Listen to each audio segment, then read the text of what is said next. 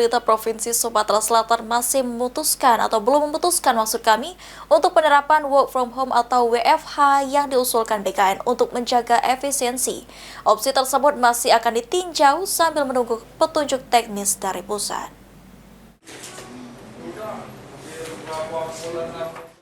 Usulan BKN terkait efisiensi penerapan work from home atau WFH yang saat ini menjadi perhatian di berbagai daerah termasuk Sumatera Selatan.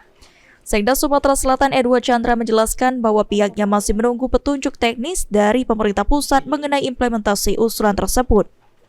Sejauh ini pemerintah Sumatera Selatan tetap fokus untuk memastikan efisiensi kerja ASN berjalan tanpa mengganggu jam kerja ASN dan belum memutuskan untuk WFH.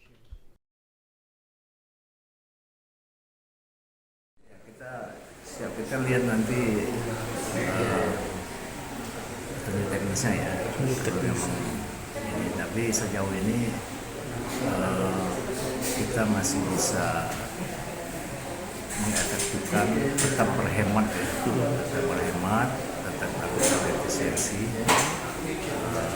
pekerjaan tetap seperti biasa jam kerja. Namun demikian kita akan lihat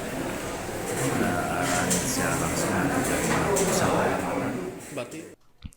Ditambahkan Edward Chandra, jika nantinya opsi tersebut diberlakukan, diyakini tidak akan banyak terkendala, sebab sistem tersebut sudah pernah diterapkan saat masa pandemi COVID-19.